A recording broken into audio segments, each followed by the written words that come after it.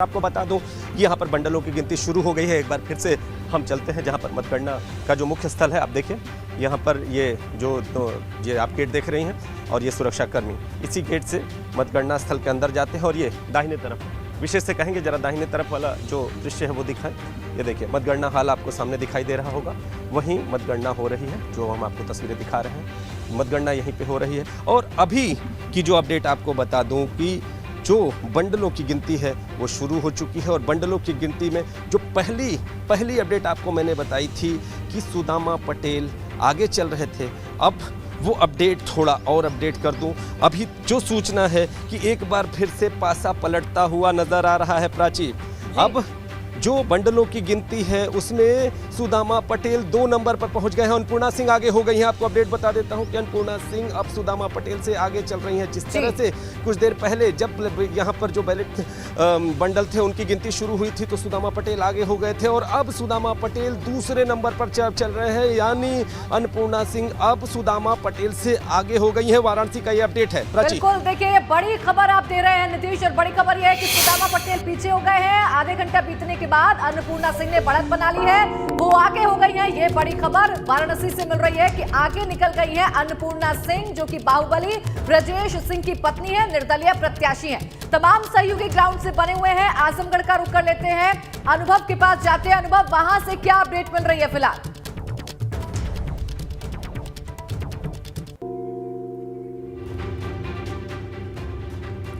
चलिए अनुभव के पास आवाज नहीं पहुंच रही है। पहले लखनऊ का रुख कर लेते हैं, वहां से शैलेश हमारे साथ लगातार बने हुए हैं। शैलेश, वहां की क्या तस्वीर उभर करके सामने आ रही है? वहां पर भी लगातार जब तक पूरी तस्वीर साफ नहीं हो जाती है, कभी भाजपा कभी सपा की तरफ से उम्मीदवार जो है वो आगे चलते हुए दिखाई देंगे, आगे बढ़ते हुए दिखाई देंगे। ताजा अपडेट क्या है? बिल्कुल, देखिए काउंटिंग जारी है और लगातार हम कह सकते हैं सपा और भाजपा के बीच में यहाँ पर फाइट है। 2 ही कैंडिडेट हैं और टक्कर जो है वो काफ़ी कड़ी है, लेकिन पलड़ा कुछ ना कुछ भाजपा का भारी है यहाँ पर। बहरहाल क्योंकि देखिए हम जैसा बता था, मीडिया को फिलहाल जहाँ पर काउंटिंग है वहाँ से बाहर कर दिया गया है, अंदर जाने की अनुमति नहीं दी जा रही है और अंदर खुद डीएम जो है वो मौजूद हैं। अपनी निगरानी में पूरी प्रक्रिया, जो जिला निर्वाचन अधिकारी है पूरी प्रक्रिया करा रहे हैं। सभी जो एसडीएम है वो यहाँ पर मौजूद हैं और यहाँ अंदर किसी को भी जाने की देखिए अब अनुमति नहीं है। इसलिए कहीं ना कहीं कह सकते हैं कि हम जो निर्भर हैं उनके ऊपर कि वहाँ पर अंदर की जैसे ही पहले चक्र की काउंटिंग यानी पहले राउंड की काउंटिंग पूरी होगी तो तस्वीर जो है वो सामने आएगी। अंदर किसी को भी मोबाइल ले जाने की अनुमति नहीं है। अभी हमारे सामने देखिए कुछ आपको बताएं कि बिल्कुल शैलेश आपके पास हम लौटेंगे, लेकिन अनुभव के पास कुछ बड़ी जानकारी है काउंटिंग सेंटर के अंदर से, वो हमारे साथ जुड़ गए आजमगढ़ से। अनुभव, पार्टी से निष्कासित किया। आज आप देखिए ये एफसीआई गोदाम है बेलैसा का आजमगढ़ में, जहाँ पर ये काउंटिंग सेंटर है और यहीं पर ये काउंटिंग हो रही। 14 टेबल बनाए गए हैं सब जगह। अभी जो ये हम कहें जो मतपत्र है इनके बंडल बनाए जा रहे हैं। यानी जैसा हमने पहले कहा, ये प्रेफरेंशियल वोटिंग होती है और उसी तरीके से वरीयता में इसकी काउंटिंग भी होती है। तस्वीर देखिए, विक्रांत भी टहल रहे हैं, अरुण कांत भी टहल रहे हैं, ये भी कैंडिडेट है। अरुण कांत भी कैंडिडेट हैं, बीजेपी के विधायक रहे हैं। इनके पिताजी इस बार रमाकांत यादव विधायक बने, लेकिन तब विधानसभा चुनाव में बीजेपी ने टिकट नहीं दिया तो एमएलसी चुनाव में टिकट दिया और मुकाबला इन्हीं दोनों के बीच माना जा रहा है।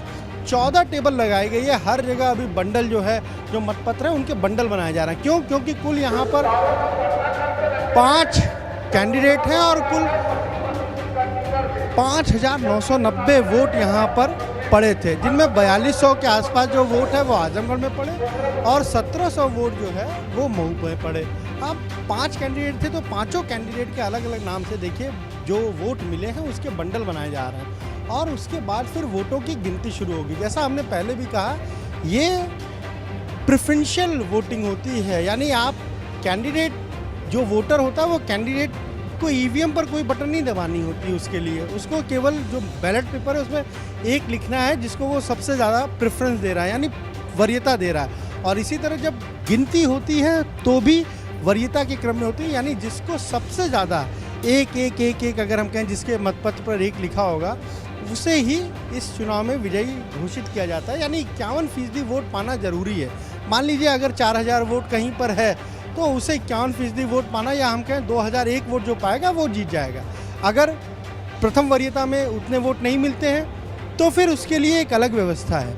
फिर जो जिसे प्रथम वरीयता में सबसे कम वोट मिले वो तो बाहर हो गया, काउंटिंग की प्रक्रिया से, लेकिन उसके बैलेट पेपर में जिसे दूसरी वरीयता मिली होगी, यानी अगर जो प्रथम वरीयता में जो सबसे आगे है उसको द्वितीय वरीयता में ज़्यादा वोट मिले होंगे, तो फिर अगर उसके वोट 51% हो जाते हैं तो विजयी घोषित हो जाता है। कई बार क्या होता है कि जब ना उसको वरीयता में 51% वोट मिल पाते, तब बहुमत के आधार पर जो है वो वोटों की गिनती करने के बाद उसे विजयी घोषित किया जा रहा है। ये देखिए किया जाता है, और यहाँ आप देखिए ये पूरा 14 अलग अलग टेबल लगाए गए, जैसा हमने पहले भी कहा कि हर ब्लॉक के वोटों को देखिए मिला लिया गया, और फिर उसके बाद ये बंडल जो है वो बनाए जा रहे हैं, जिससे कि कहीं किसी को ये पता ना चले कि किस ब्लॉक का कौन सा वोट है, या यहाँ किस ब्लॉक में किस पर्टिकुलर जो कैंडिडेट है उसे कितने वोट मिले हैं। तो ये पूरी प्रक्रिया है। तमाम सारे अधिकारी जो हैं वो यहाँ पर हमें नज़र आ रहे हैं, और ये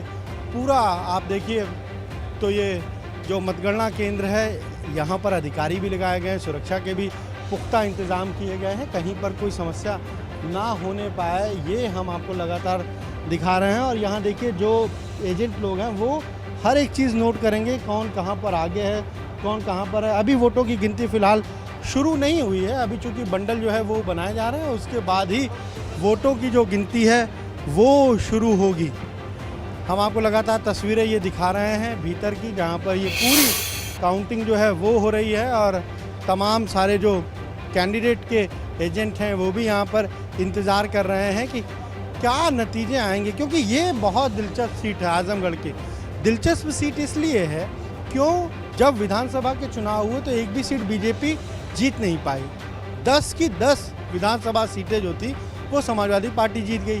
तो अब बीजेपी की कोशिश है कि कम से कम अपनी उपस्थिति तो दर्ज कराएं। क्यों, एक अगर एमएलसी में उसका विधायक हो जाएगा तो एक उपस्थिति दर्ज हो जाएगी, तो इसलिए ये काफ़ी महत्वपूर्ण है। यहाँ पर आप देखिए लगातार जो है वो तमाम सारे जो लोग ड्यूटी में लगे हुए हैं वो लगातार अनाउंसमेंट भी यहाँ कर रहे हैं। हम आपको लगातार ये तस्वीरें भी दिखा रहे हैं, कोशिश भी करेंगे कुछ लोगों से। अरुण जी क्या है, अब तो वोटों गिनती है, क्या उम्मीद है? अभी मैं कुछ नहीं कह सकता हूँ जब तक काउंटिंग हो ना जाए। लग क्या रहा है, आप तो बड़ी मेहनत आपने की, 2017 से 22 तक बीजेपी के विधायक रहे, फिर विधानसभा में टिकट नहीं दिया क्योंकि आपके पिताजी लड़ रहे थे, अब एमएलसी में जब टिकट दिया तो आपने मेहनत की। लग रहा है कि साथ मिलेगा जनप्रतिनिधियों का, क्योंकि ये चुने हुए जनप्रतिनिधियों का ही चुनाव है। ऐसा देखिए कि मेरा जो एजेंडा है वो अलग है। मैंने लोगों के विकास और उनके खुशहाल जीवन के लिए बात कही थी, पर हमारे जो विपक्ष के लोग हैं उन्होंने पैसे लोगों को बांटे। अब ये देखना है कि लोग बेहतर ज़िंदगी या बेहतर भविष्य चाहते हैं या पैसे के पीछे भागते हैं।